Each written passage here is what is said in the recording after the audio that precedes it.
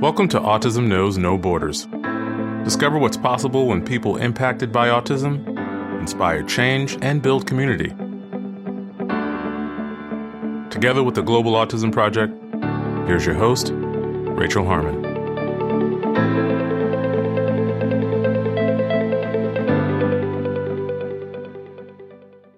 Hello, everyone. Our guest today is Tiffany Hammond. Tiffany is an autism self-advocate, a mother to 2 boys on the spectrum, and the voice behind the blog Fidgets and Fries. As a Black and autistic woman, Tiffany aims to educate others about autism and intersectional advocacy. In this conversation, Tiffany describes how she became aware of her differences, the guilt she felt after her first son was diagnosed, and how she finally accepted her own autism. Tiffany shares the journey of her advocacy work, how she feels about being an Instagram influencer, and why she felt conflicted about her sudden social media growth after the death of George Floyd. Other topics we discuss are the division within the autism community and the overlap between intersectionality and neurodiversity. In this episode, discover what's possible when your life is not defined by a single identity. To learn more about Tiffany, please visit our show notes at autismknowsnoborders.com. We appreciate your time. If you enjoy this podcast and you'd like to support our mission, please take just a few seconds to share it with one person who you think will find value in it too. You can also follow us on Instagram at Autism Podcast and subscribe to our YouTube channel, Global Autism Project. And now, I present you Tiffany Hammond. Hi, Tiffany. Welcome to Autism Knows No Borders. Thank you for being here today. I'm happy to be here. Can you please briefly introduce yourself? I'm Tiffany Hammond. I am the voice behind Fidgets and Fries. I'm an autistic self-advocate, raising 2 autistic boys, and I use my writing to tell stories, to educate people on what autism is, how it looks, and I am an advocate for all people, and I just educate people on how to make sure their advocacy is intersectional and including everybody within the group and not just certain specific presentations of disability or autism. And yeah, that's it. Great. So when did you first discover your own autism? I was 18 and I was a freshman in college and I was like 3 or 4 hours away from home. And that was when it kind of hit me more. Like I was always felt different growing up, and just everything I think was magnified when I was no longer at home and I was no longer surrounded by all those things that I used to make myself feel safe. Like I created like a safe space in my room, or I had a special place to go in the neighborhood, and I didn't have that anymore. I was just kind of in a new place in a new city with a lot of strangers and a lot of different responsibilities and things that I had to do and learn and do on my own. And at that point, I didn't have a diagnosis, of autism. So I didn't have the supports at school that probably would have helped me. This was just kind of just there. And I lost a pin, and it was like a really, really special pin to me. It was like one I had forever. And it had a troll topper. And you probably could have found that troll topper somewhere else, like online or somewhere, but this was my troll topper. It was special and I loved it. And I lost it at school, and I had in the most scary meltdown that I've ever had. And it made me miss class and a test, and I knew I had to take that test, and I knew I could pass it, and I just couldn't go because I didn't have that pin. And I needed a note for missing class and missing that test. And I learned from other students that it was easier to get in with psych services than it was to get in with the regular clinic on campus. So I just made an appointment, same day. And while I'm in there filling out everything and talking to the psychologist and stuff, and he just stops and he says, "Have you been looked at for Asperger's?" And I was like, "What is that?" And in the back of my head, I knew what he was saying because when I was diagnosed as depressed at age 16, that psychologist mentioned it as well. But it wasn't something that I was willing to explore further. It was just, I don't actually even know. I was still like kind of a kid then. And so a lot of it kind of went through your parents Mm-hmm. and things like that. So I don't actually know what all happened in that instance, in that situation, and why I didn't really fully go any further with that. I just knew when I was 18, this guy was telling me about something that I had heard a few years prior. And I just was like, no, I never heard of that. And Mm-hmm. he's like, well, let's just go and here. And he gave me a stack of evaluations. It's like, okay, whatever gets me the note so I could turn it into to my professor. So I filled out those. He went through some of it with me. He went over probably a few of those evaluations, and then the rest he said he'll get back with me later. So he gave me my note. I turned it in. I want to say like a week later, he called me. We went over everything, and he said, "I'm going to give you this formal diagnosis of Asperger's syndrome." And I was like, great. So now my anxiety has a weird name. So like that's what I was thinking. It was just like a weird type of anxiety. And I was like, this is typical of my life. Like this is just okay. I can't even be regular anxious. I have to have a special name for it. And so he's explaining it to me, and it's like going in one ear and it's kind of going out the other. And I'm just like, okay, whatever. So I took the diagnosis. I told only my grandma. I did not tell my mom. I did not tell my sister. I did not tell anyone. Why not? I don't at the time, I don't know. I felt like, and it's not like I'm not close with my mom and I'm not close with my sister. Like we're incredibly close. I think I just felt like my grandma would understand more because she was more understanding when I was going through those like periods of my life that people didn't fully understand me, or they called me quirky or weird Mm. or lonely, a loner. It's just all of those things that people would just like kind of hurl at me. She understood and she made me feel better about it. And it was just kind of like easier to talk to her about those things. I think it was just because she didn't live with us. So it's kind of like I can, you know, offload on her, just give her like just everything. And then it could sit with her at her house. I can unpack it with her and she's Mm. not at my home. And then instead of unpacking it with my mom or like my sister, and then they have it in their head and it's just there. And then I didn't know if they were going to like constantly remind me of this or they were going to treat me differently because of it or what. It was just easier to just I'll tell her. I needed to tell someone. I didn't want to tell everyone, but I needed to get it out of me. And so I told her, and she just said, that makes sense.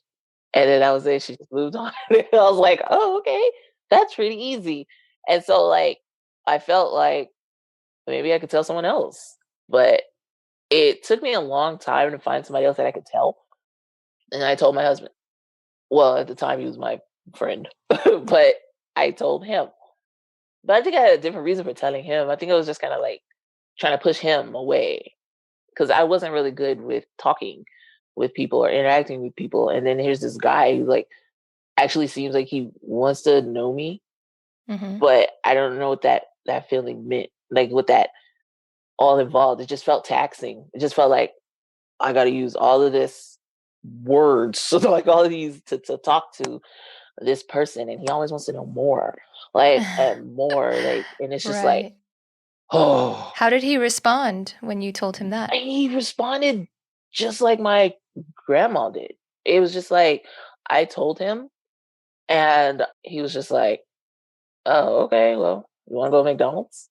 And I was just like, "Oh, okay." So then it was another person. It was the second person that was like easy to tell, and I felt like, wow, I can tell people this. But as I was like gearing up to tell other people, that's when I started to realize that the world wasn't as kind or accommodating as my grandma and my now husband was. It was a lot. I would see the people make fun of the other people for just thinking they had a diagnosis, like in class.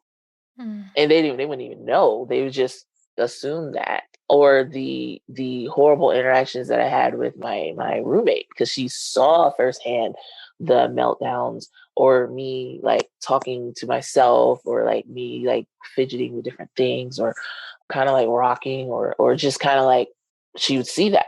So then she would tell people. And then that kind of like spread. And I stayed in a small house. Like, so it was like 30 girls, 30 freshman girls in a small house, and we shared everything. We shared the laundry, we shared the little kitchenette, we shared the great room, or the everybody knew everybody, and everybody knew this person's business and this. And so it was just a situation where I was like, I don't want to bring any more attention to myself. I don't want to do that. So I didn't really explore what Asperger's was. Well, it was Asperger's then, so autism. But I didn't explore what that diagnosis meant. Like, what does it actually mean? Like, why do I feel this way? Why do I have these sensory issues? At that point, I'm just still thinking it's just this weird anxiety that I'm having. It's just, that's all it is. And all I got to do is just treat the anxiety, and then I'll feel better, you know? And so I didn't really Mhm. like go into what is this? What does it mean? You know, and how does it affect my life? I didn't do that. When did that change? Huh. I want to say when my oldest was probably 9. Okay. It took that long. It took that long. And how many years after your diagnosis was that? Probably almost a decade or so. Wow, okay. Was it like some kind of denial? Yes, it was denial. It was fear. I think I felt almost more comfortable before I had kids with telling people, like I was building it up. I think I told like a couple of friends maybe before I had my oldest. And he was diagnosed with autism at 17 months. Mm. And then that's when I went into full sadness. I don't want to say denial, because I felt like it was my fault. So I felt like it was just like I did this because I didn't fully accept my diagnosis. I didn't learn what it was about. I didn't know what it meant. I didn't do any of this. And two, I was mad at genetics. I was mad at me. I was mad at like who I was, like, you know, DNA. And that sent me into like a deep, deep, dark space after he was diagnosed. It was just like, this was my fault. Mm. And then I didn't want to even fully confront the autism within me, because this is what, you know, I did this to my son. And I didn't want to learn about it. And I think I was in that space for probably, I want to say like 6 months or so after he was diagnosed. I was kind of just going through the motions. I was just doing what every one of the caseworkers said, just follow this protocol, you know, sign him up for these programs, have him see these doctors, have him, and I was just kind of just still doing it, going through the motions.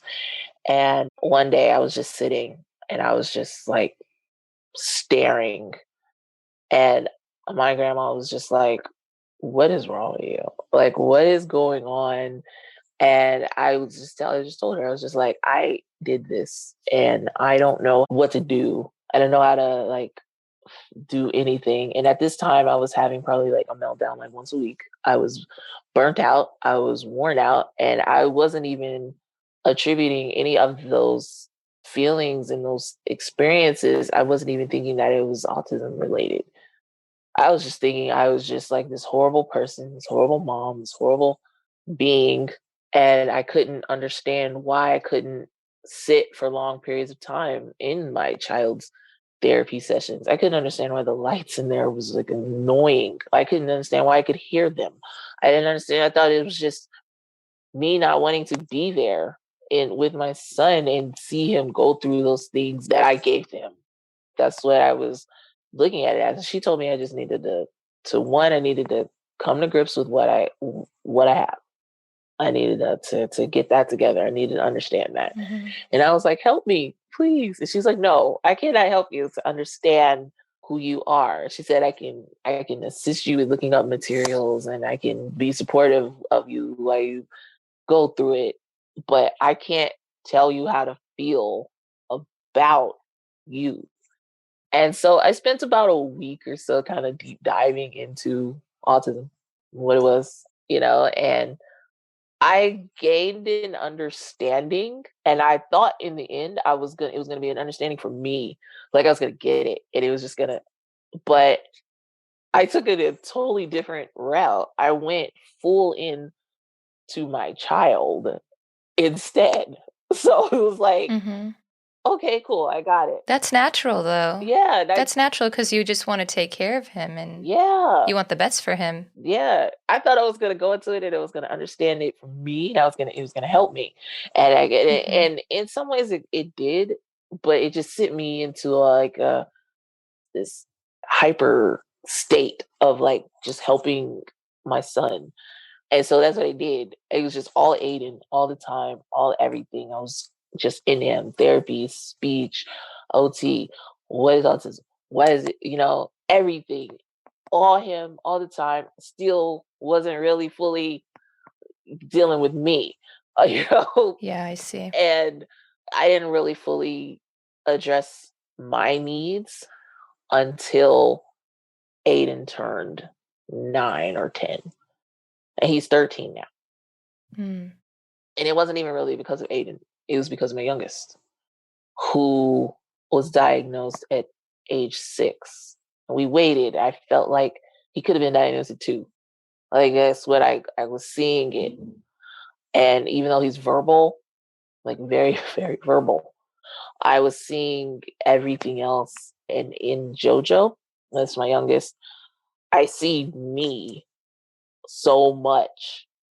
And it's like looking in like a mirror, and you see those like shows or movies or something, and then the person is like living in like this like dream state or something, and something just like bolts them awake or like something. Right, yeah. That's what it was when I would look at my youngest. I'm like, that's me in little boy form, right? It's Mm. just like right there in my face.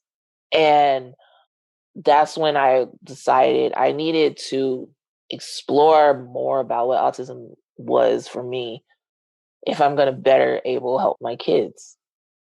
Because once I started to realize that my youngest was like a little miniature version of me, then I started to realize that some of the ways that I was helping him was some of the ways that I was helping myself when I was growing up, like trying to cope with different things, and Mm-hmm. but not knowing what it was, not knowing that I was creating these little safe spaces and these little bubbles that I can exist in because of the environment was just too harsh for me. And I didn't realize why I was doing that, but I was doing it to try to like counteract that assault on my senses. And I realized I was helping him. And I was like, I gotta explore more of me. And that's how I can help my kids. And that's when I started writing. I always wrote, like, I always would write. My grandma showed me that because I think in pictures and I don't have words running in there and I don't have an inner monologue, which a lot of people don't really fully understand. Yeah. I'm not like thinking of like what's going to happen next and what's going to happen. I talk out loud. I talk myself through things. Mm-hmm. So when I think in pictures and I can't always get it out, she told me to write. So that's when I started writing. I started writing at a young age. And that helped me process things so I can revisit it later and try to figure out what was I thinking, what was going on in this situation. And so I started to share. I started to journal what I was experiencing myself and what I was looking at within my children. And I would write it. And I had these journals, just full of journals. And then one day I was like, I don't know, maybe decide to share one. But I did. And everyone was like, you should blog, you should write, you should share more. And I did that on my Facebook. And so I would share a little bit more. And then so I would be like, more blog, you should do a blog. It's like, cool, whatever. I just dove into it. I didn't really know what I was doing when I did it. It's like, I just started a blog. And I just shared on there. I was very unsuccessful in the beginning. It was just me just sharing a bunch of stuff that didn't really make sense to and I wrote better when I was writing for myself and then I would just happen to share it. But then when it was like a blog, it was just like, oh, the shares have to be more deliberate now and they have to be more. Now you have an audience. Yeah. Right? And so the writing suffered. I can admit that it was just bad. and while a lot of people were still saying it was good, it was just bad. I didn't like it. I didn't do well at it. And I was burning myself out trying to maintain this blog I wasn't happy with and I wasn't growing. And there was a lot of things going on in our lives. And I was being more of an advocate in real life. I didn't think to write about that. I was just doing it. Like it was always a new fight.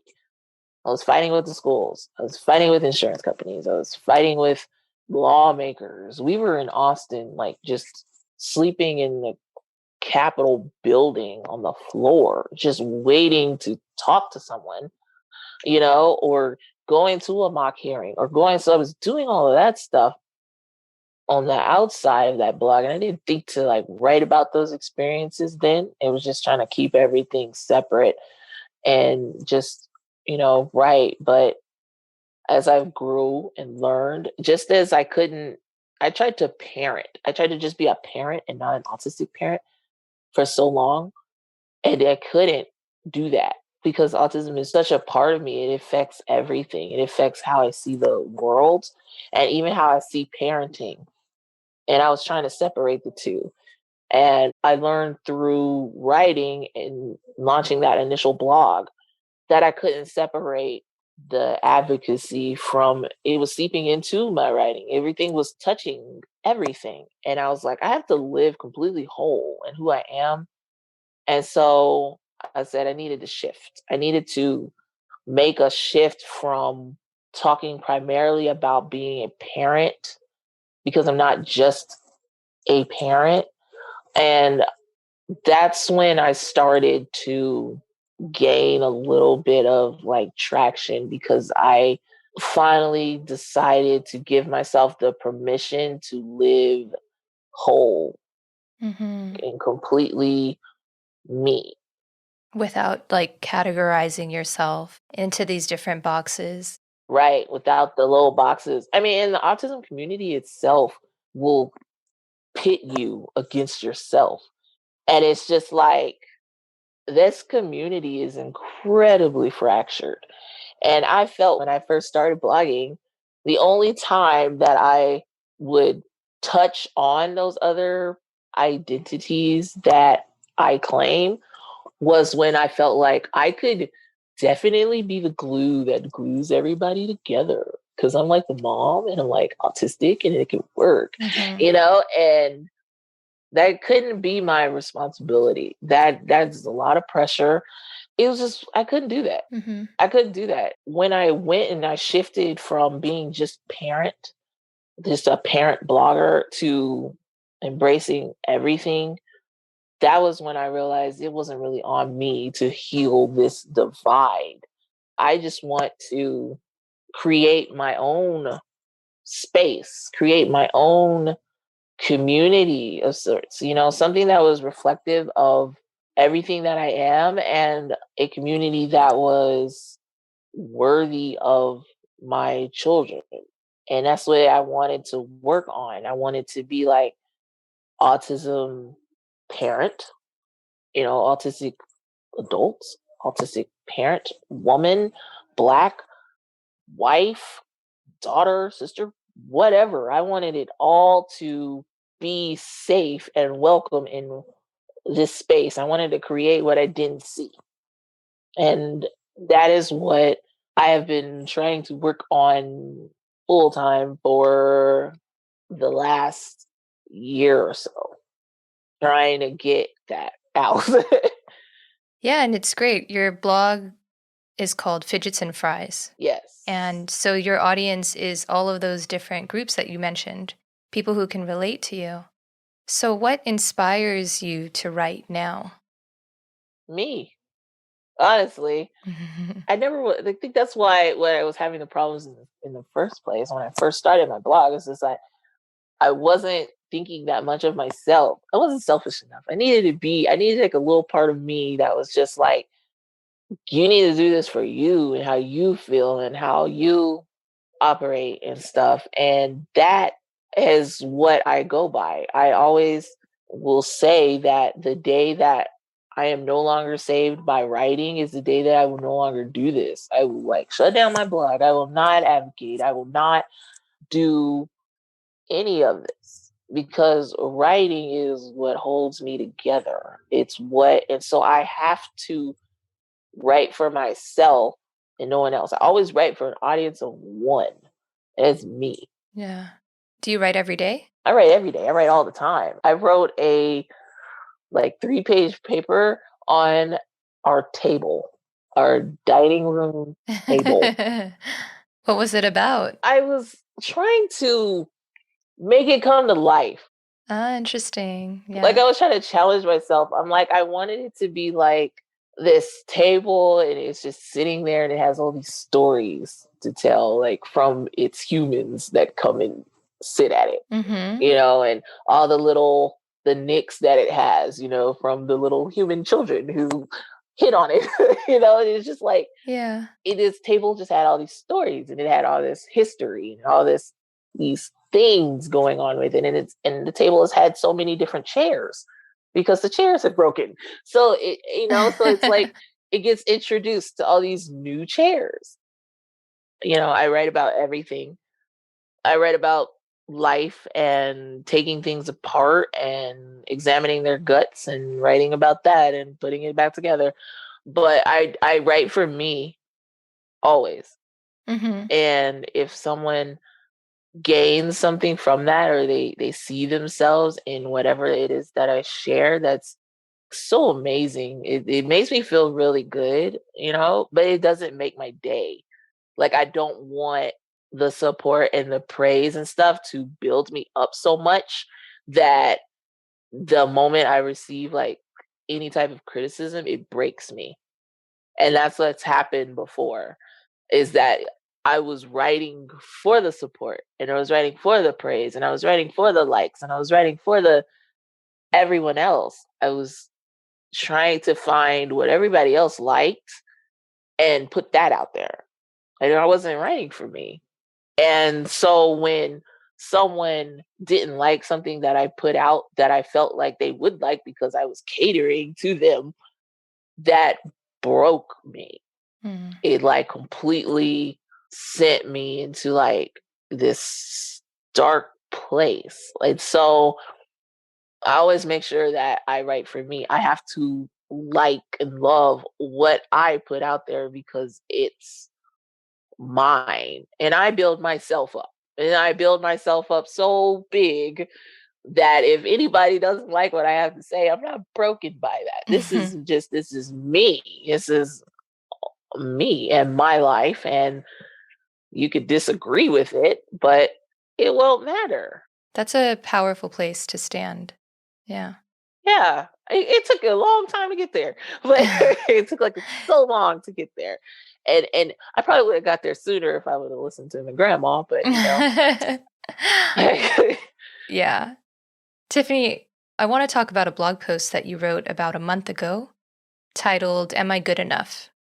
In which you talk about feeling conflicted with your growth in the social media world in just a few short months. So, could you talk about why you were feeling that way? I didn't know if I deserved it. Like, I was angry when I wrote it. It was like anger, and it was kind of mixed with a little bit of sadness and mixed with some frustration. And I was angry at everyone, and I was angry at myself because I was angry and I didn't know if I should be. And it was like me spending like 3 years or so.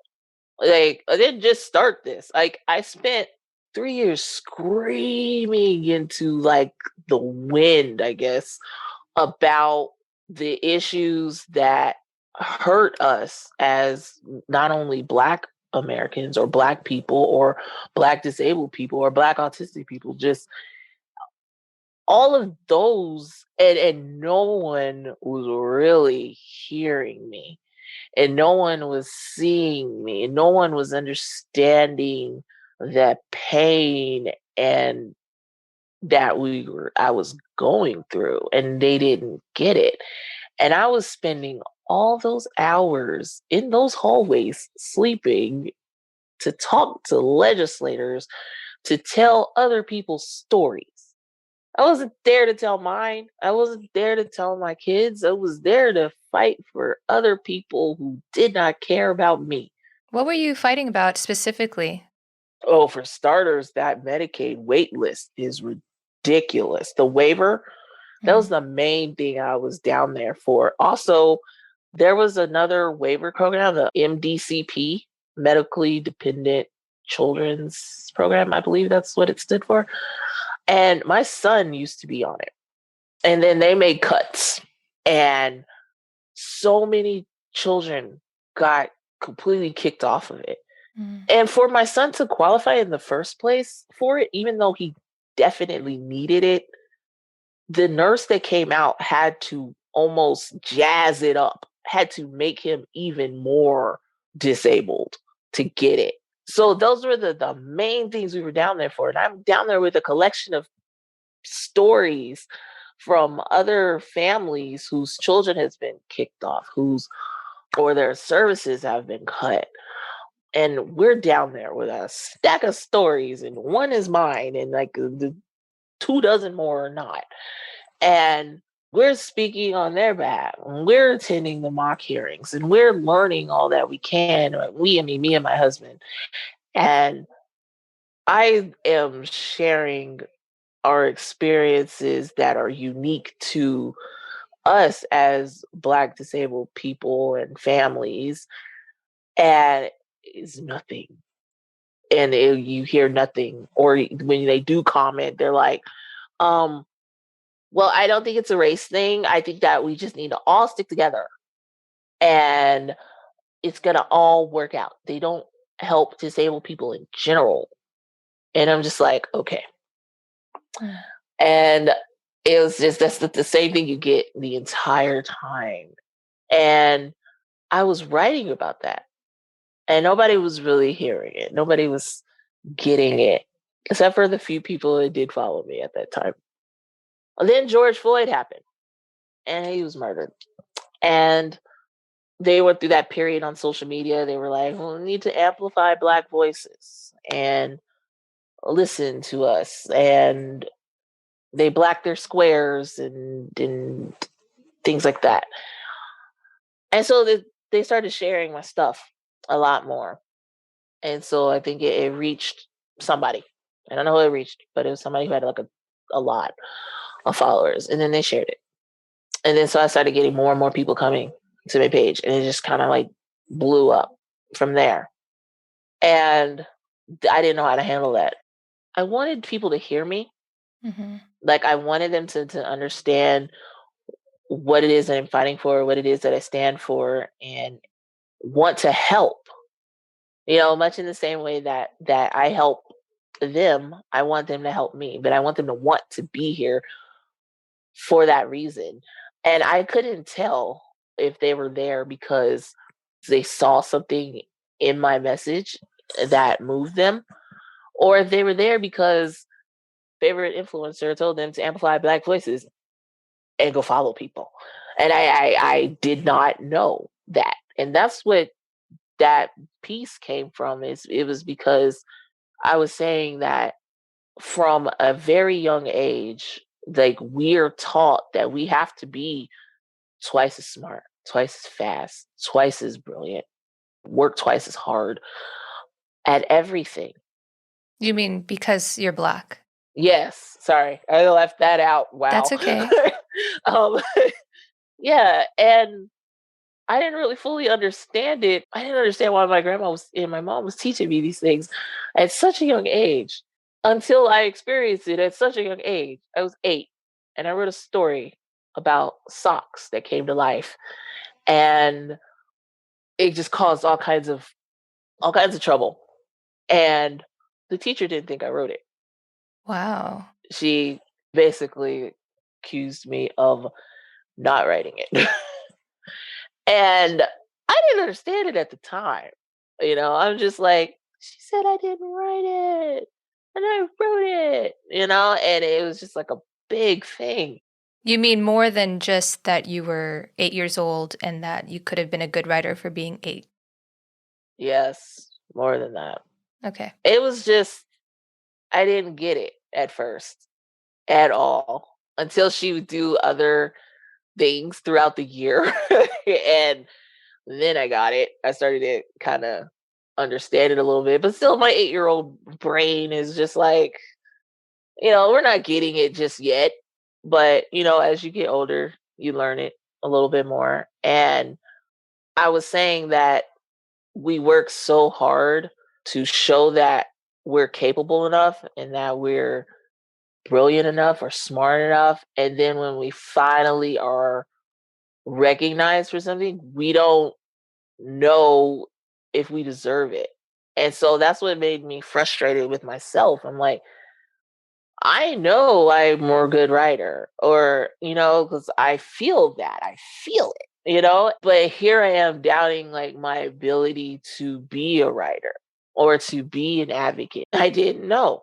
I was like doubting myself. I'm like, this kid who grew up doing nothing but writing, grew up doing nothing but trying to make my own little world better for myself, and not just myself, all of my little animals.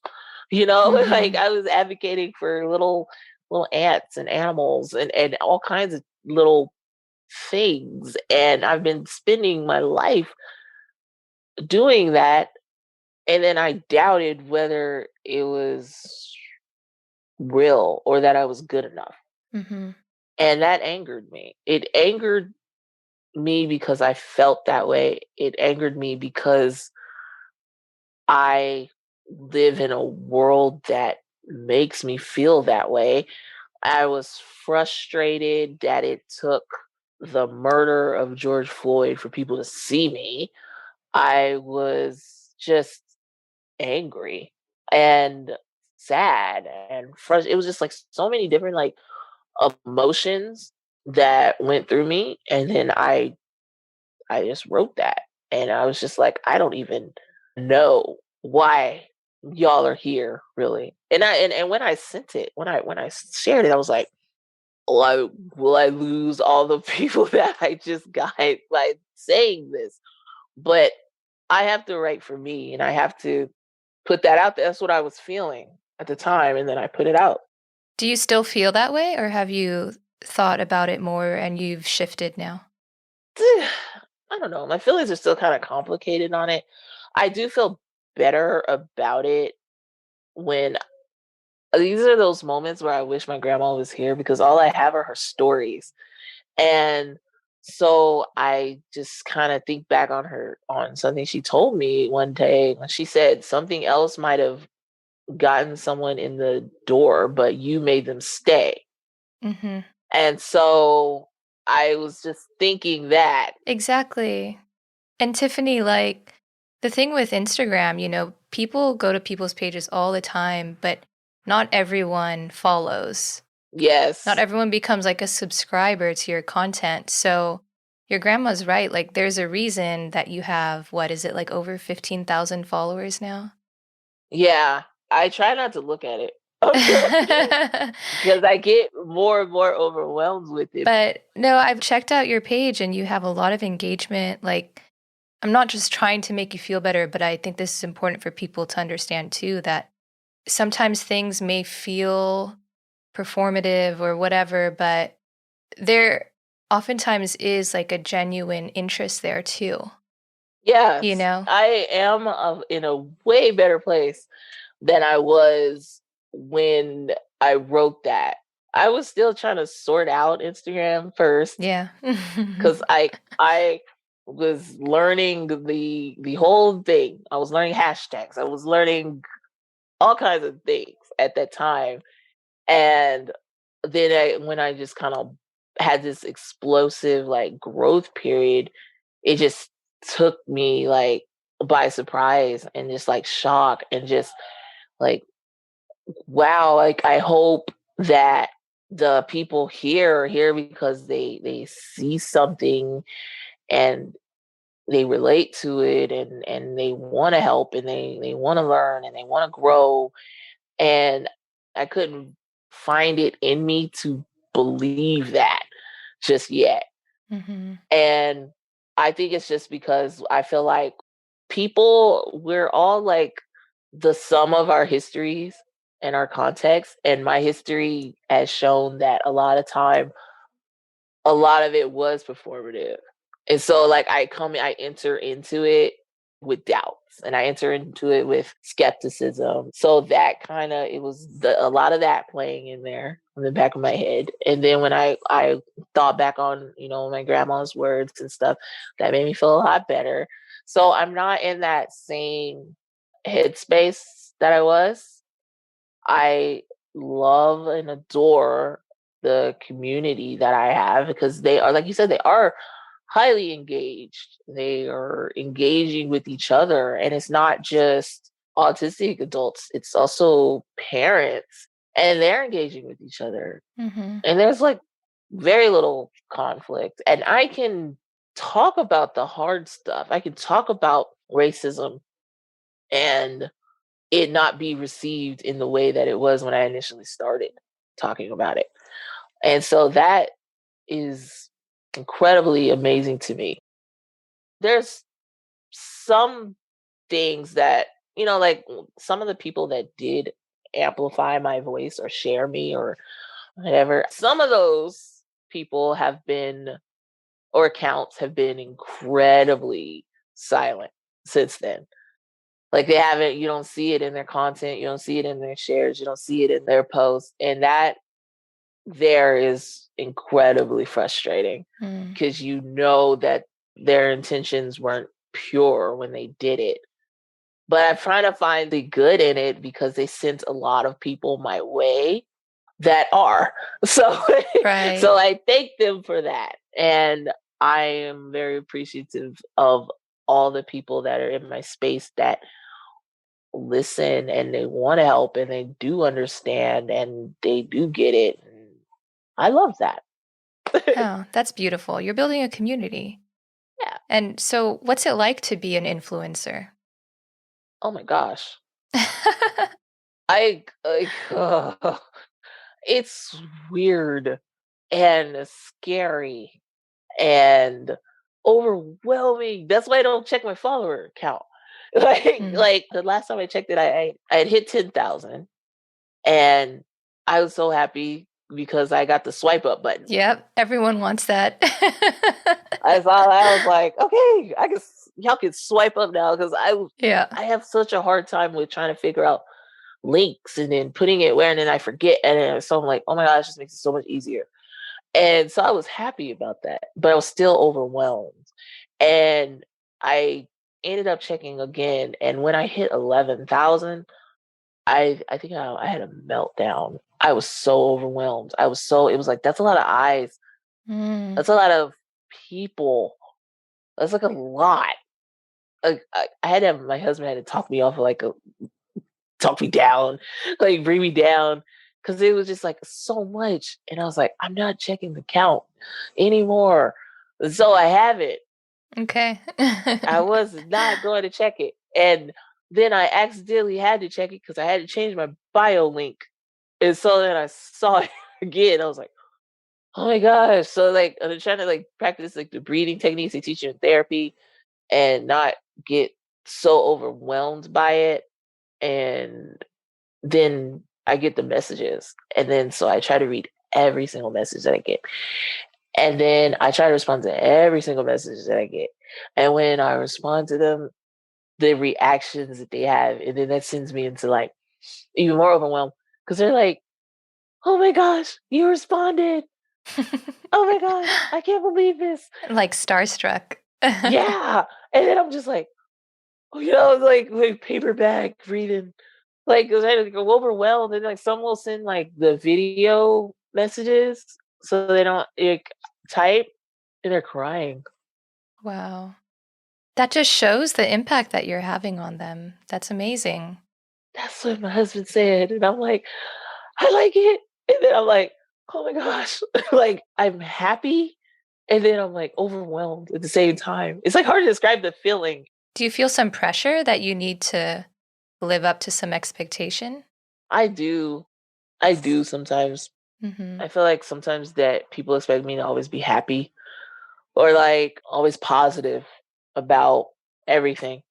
And I'm not always happy or positive. I actually like that about your account though, because you keep it real and you talk about the struggles. And that's actually what people can really relate to, like that vulnerability. Yeah, I had to add that in there because I went through a period where it was like happy. I went through like it was all happy. And I was like, gosh, I'm not this happy. I'm really not. I'm like, people are not this happy all the time. And like I get into these states though where I am happy so much. And I'm so happy to the point where it hurts. And I think that's probably a symptom of my diagnosis. But I want to keep it kind of like a balance. I don't want people to be in these dark spaces because of ableism or because of how disabled people are treated or because of racism or because I cannot live in those spaces for too long, but I do want to show that there are a lot of challenges in our lives. There are a lot of struggles that we all face. And I want to be able to balance that well without having it overtake my message. I don't want to, I go to some people's accounts and it's just like, I just want to cry like the entire time. I want to cry. And I don't want to be like relatable in that way. I want to show happiness and positivity, but also, we got a lot of work to do. There's a lot of things we need to fix. And so I try to do that. I hope that it comes off like that. I know to some parents, because I do get their messages, sometimes they feel like I'm too positive with autism. It's like you can never win, right? Like someone's always going to say something. Yeah, It's like you're damned if you do, you're damned if you don't. right. And what's weird is like I actually understand what they're saying. I get where they're coming from. And I think that also helps me though, because I think that being a parent and being autistic, it helps me a lot to kind of understand their perspectives. Most of the parents that do send me the messages that say that, they do still love and appreciate my content. You get those few that are a little bit, really Mhm. angry about it, and they want to be where I'm at. They want that. And it's just they aren't quite there yet, and they're just looking for like some guidance or some help. So I definitely understand those parents a lot. And those Mm-hmm. parents do need our help and they do understand their struggles a lot. So I love them too. Yeah. So, Tiffany, I want to go back to what you were saying about, that intersectionality of the minority groups. And you recently posted something on Instagram about not feeling completely comfortable in the autism community, and the same for the neurodiversity movement because of these gaps in inclusion and diversity efforts. Yes. Could you elaborate on that? That was inspired by a lot of account like late at night because I don't sleep much. And I will travel down the rabbit hole that is Instagram and I will read accounts and I will read comments and I will read because I try to get inspiration or I just try to see what everybody's talking about, what's going on. And I see a lot of like inclusion and I see a lot of diversity posts and comments. And then I'm in my head, I'm like, we do not implement those very well. We do not. I think that a lot of people are satisfied with just putting diverse bodies into spaces where they weren't any. And then they think that's what it is. Or with schools. And we're like, well, we're just going to put more, disabled children with non disabled children. And then that's it. And we're good. And I think that we don't go far enough. And I am exploring that post in so much greater detail. And I'm going to share that later sometime. But what I was getting at was that I don't feel comfortable within the autism community as a whole. If I did, I wouldn't be doing what I'm doing right now. Mm-hmm. There's a lot of division. There's a hierarchy here, whether people want to admit it or not. And that's with all other disabled movements as well. They're all centered in whiteness and they all do not consider the needs of their Black and Indigenous populations. And so that was me saying I don't feel fully comfortable within the autism community. I also don't feel fully comfortable within the neurodiversity community either for the same reasons. And when I wrote that, I was like, we got to figure out a way because at their core, intersectionality and neurodiversity want the same thing. And they examine the same types of things. And so, what would it be like if they worked together instead of being two parallel concepts? And so I was thinking, I was like, how would they work? How would neurodiversity as a paradigm work with intersectionality as a theoretical concept? And so that's what I was exploring when I was writing that. I was like, how would that look? And I was like, I think we would have a better understanding of diversity and inclusion if we worked those two together. What are their strengths in each? What are their core principles? Would they work well together? Could they work well together? And that's what I was doing. I was writing it out. And I think I was trying to like find the answer myself as I was writing. I wanted to know like how would they work together? Because I feel like they both want the same things. Yeah, definitely. And a lot of this can sound really abstract sometimes. So, what are some of your examples specifically? Like maybe could you put it in a real life example so that people can better understand? So intersectionality, it looks at our systems of privilege and oppression. So it's looking at not just all the ways that we are put at a disadvantage. It's also looking at the ways that we are privileged. It's looking at where power comes in and where power leaves. It's a power based concept.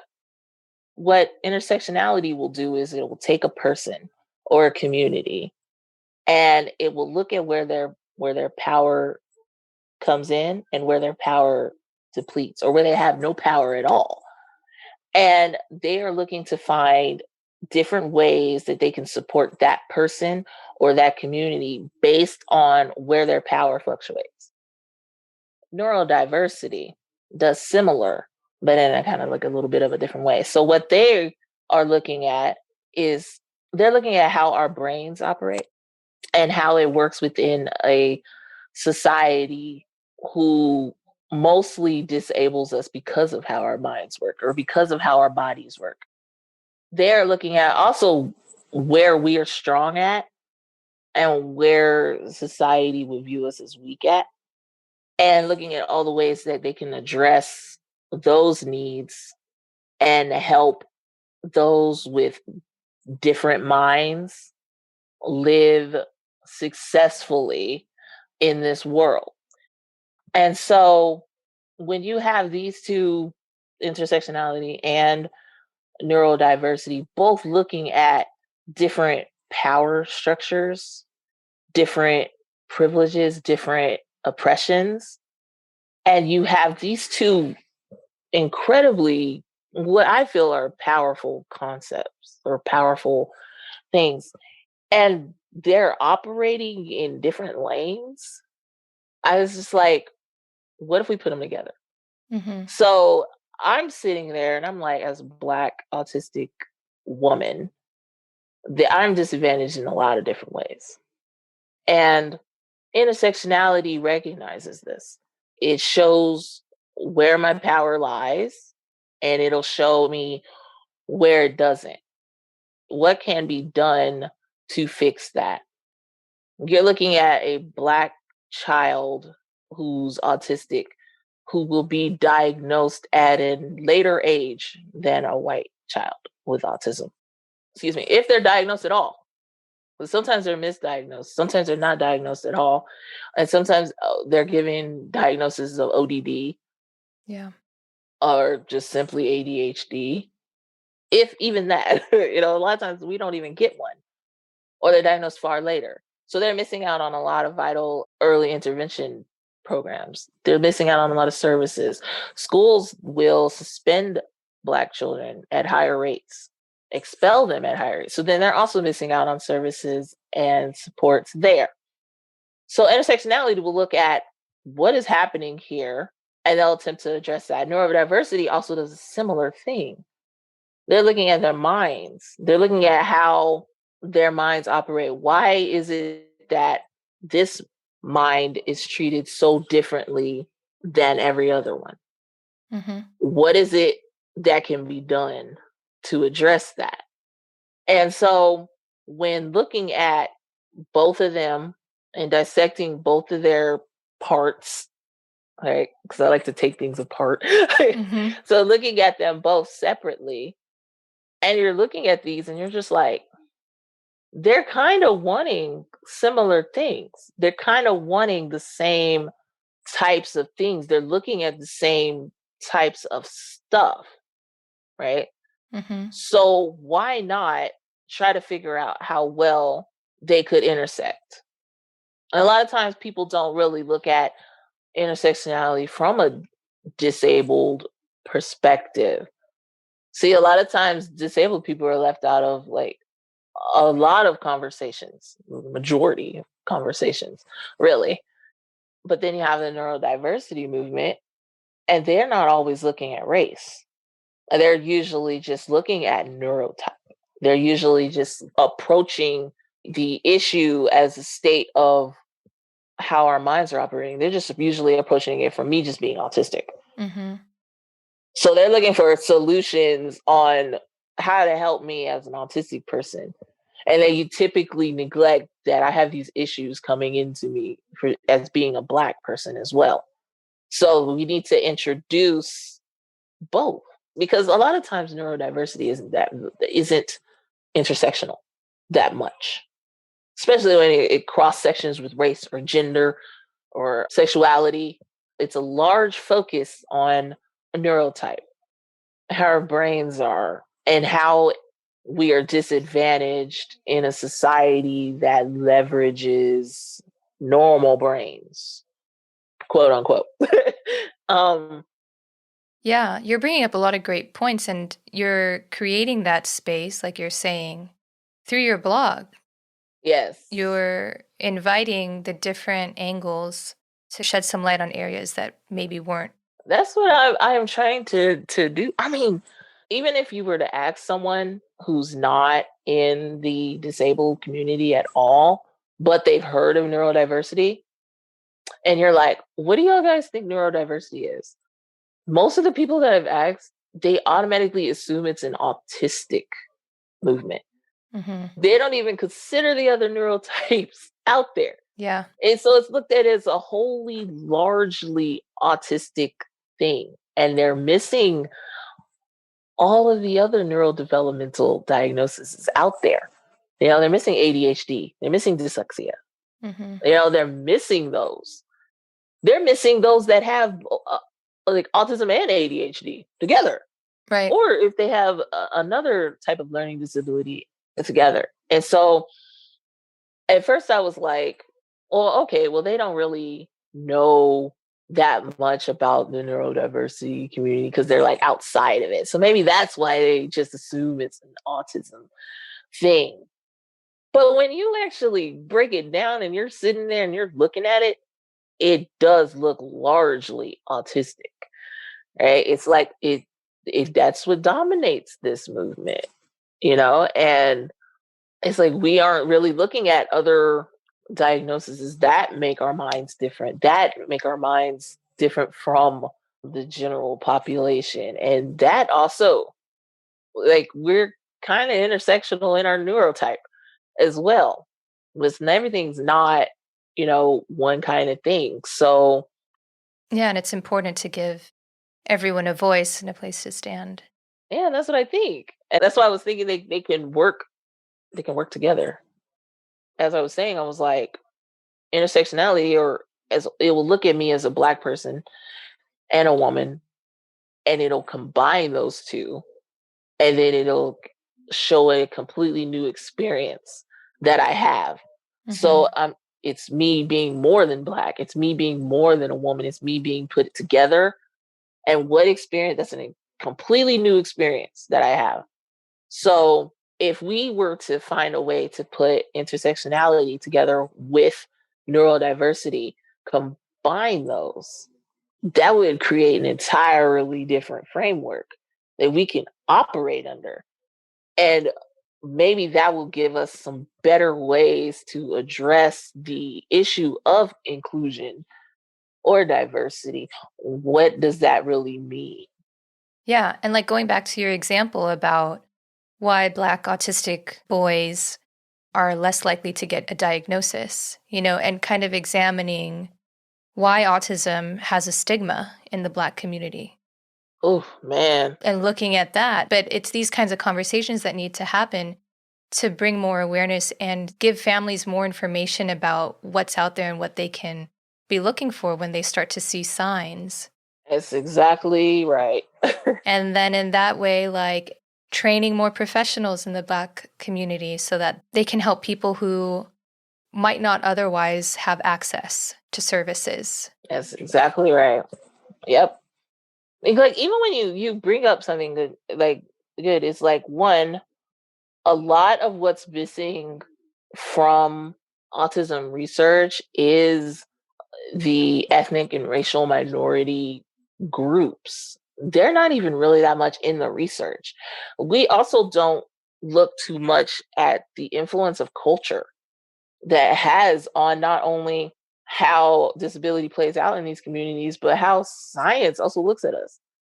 They don't even look at like culture. When I was doing my master's program and we were reading case studies and looking at patients and trying to give them diagnoses of what we felt that they have, too few were given autism diagnoses to Black and brown children. And I'm sitting here and I'm thinking, that's definitely what I feel these children have. Mm-hmm. And they weren't considering the cultural aspects of how these children's lives were, or even how they were presenting in the evaluations. There's not a lot of inclusion of Black and Brown and people in the research. Mm-hmm. And so the treatments and the everything else, we're not included. And that has to change. And also we do need more clinicians and professionals of color. And then you also highlighted something that's incredibly important is that there's an incredible stigma within the Black community for any type of diagnosis, really. I mean, it's bad. It's almost as if we're ghosts here. Like we don't even exist sometimes. And that is horrible. How does that play out for you in your life with your two sons? It was really hard when they were first diagnosed.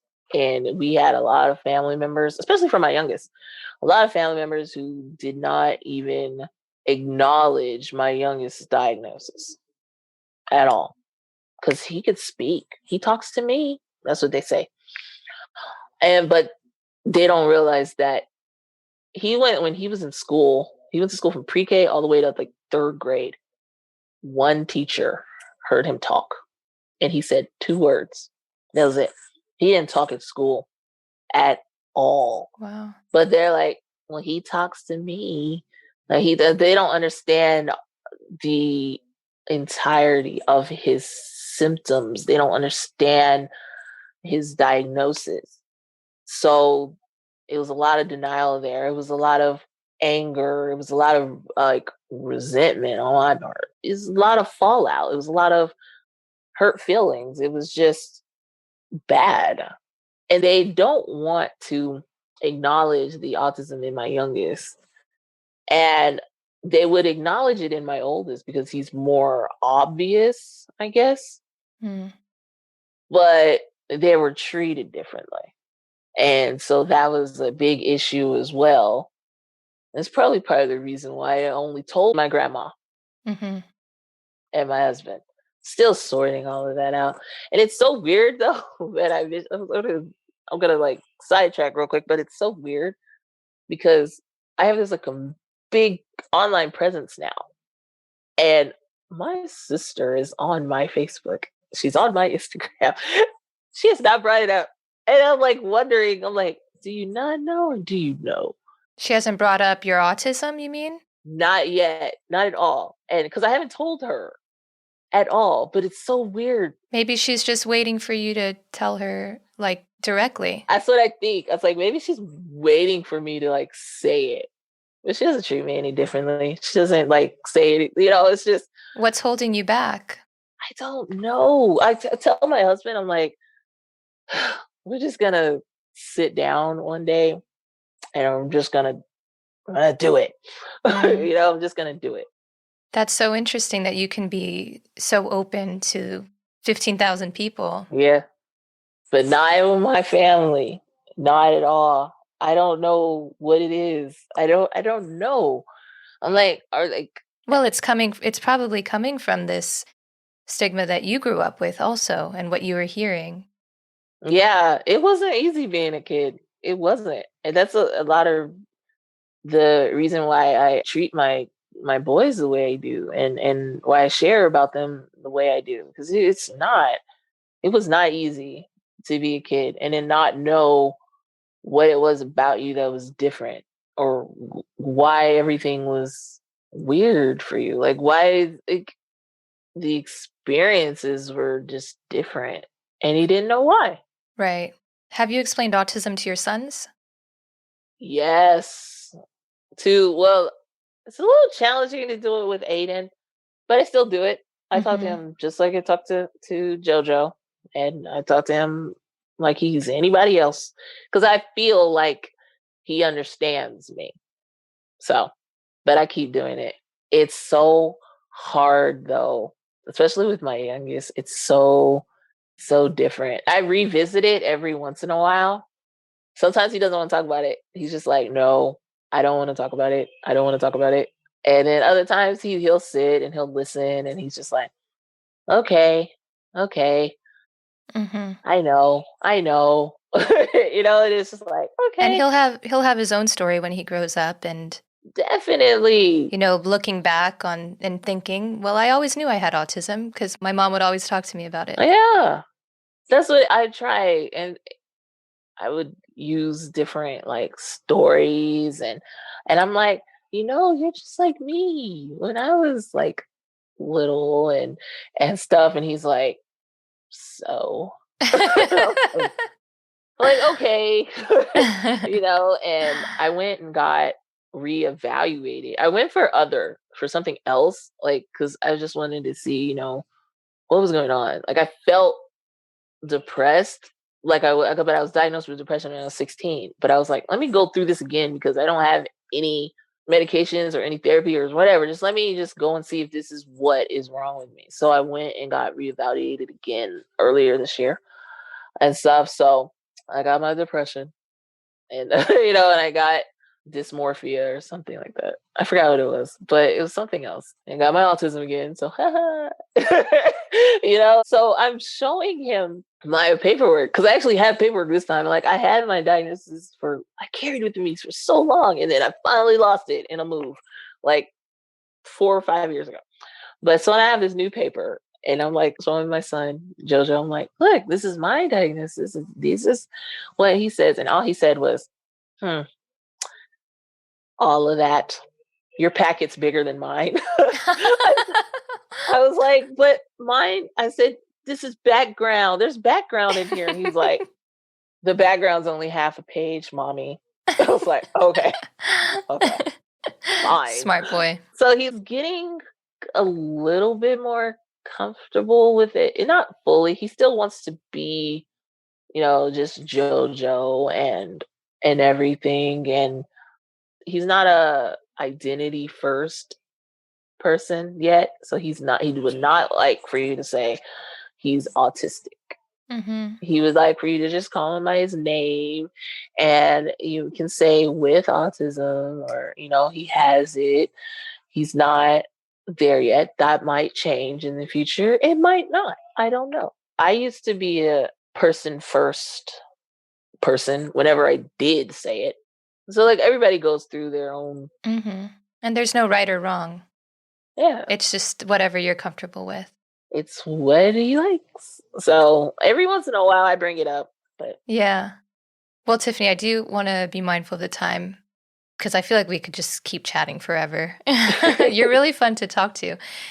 Thanks. And it's funny that earlier you were saying that you haven't done so many podcasts yet, although you've done a few now, but you like to write more because you think that you're a better writer. But I think you're a really great speaker. So Thanks. I encourage you to keep using your voice to spread your message. But I do want to close with one last question. What advice would you give to other autistic mothers? Ooh, definitely take time for yourself. Definitely like lean into those feelings that you have. Like don't push them aside. I know that's like the first thing you want to do because you're like a mom, you're a mother, you want to always put your kids first. You want to always put them above everything. But doing so is in the long run hard for neurotypical moms, but it's like even harder for us because if we do not allow ourselves to feel what we need to feel or take the time that we need to take to process everything or anything around us, we will burn out or we will melt down. We're no good to our children or anyone else. We're not even good to ourselves. Mm-hmm. And I learned that the hard way a lot. But that's probably like my biggest thing is to definitely just take care of you and listen to your body. Know your triggers, know your environment, know your surroundings. I know for me, I can generally feel when a burnout is coming. And I can generally feel when if a meltdown is on me. Not always, but a lot of the times. And then so I'll try to, take a step back, try to figure out what's going on, figure out those feelings before it happens. So that's just probably my biggest advice. Yeah, well, that's great. That's really helpful, I think, for any mother that's out there. All right, Tiffany, how can people learn more about you? I am on Twitter, Fidgets and Fries. I am on Facebook, Fidgets and Fries as well. I'm on Instagram, Fidgets and Fries. There's a period between each word. And I also just finished my website. So it's fidgetsandfries.com. So I'm on there. And I have a Patreon, which is under my name, Tiffany Hammond, where I do all things advocacy all the time. So I can free up my Instagram space on there. But yeah, Cool. and that's where you can find me. I'll put links to all of those in our show notes. Yay. All right, Tiffany, thank you so much for coming on the show and Thank you. just sharing yourself. I think this is going to be really helpful for a lot of people to understand what it's like to discover your diagnosis and to also navigate the social media world and the neurodiversity movement intersecting with intersectionality. So we covered a lot of topics here. Yes. So thank you. You're welcome. Thanks for having me. Thanks for tuning in to Autism Knows No Borders. Tiffany brought up some important points about both the overlap and the gap between intersectionality and neurodiversity. When examining how a person fits into society, or how society can adapt to that person, it's essential to recognize where power imbalances lie and how specific challenges may be unique to certain groups.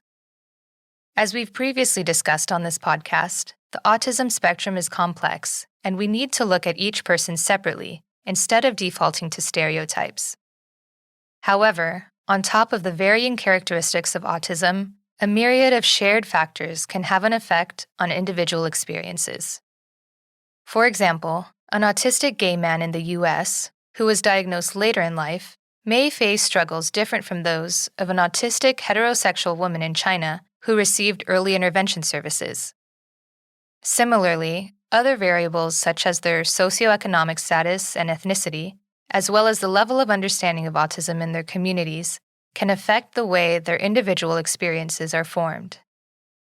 Continuing to identify these differences and similarities will allow for more targeted solutions so that more people can have access to education, services, and a better quality of life across the board. In order to cultivate a community where all voices are heard, we need to start by paying attention to what they have to say. Thanks for listening. Take care. Tune in each week for engaging conversations of how people across the globe are inspiring change and building community. You've been listening to Autism Knows No Borders, brought to you by the Global Autism Project. You can find Rachel's notes for this episode and learn more about today's guests at autismknowsnoborders.com. If you enjoyed this episode, please subscribe to the show on iTunes or wherever you get your podcasts. By doing so, you'll be helping us increase awareness and acceptance of autism around the world.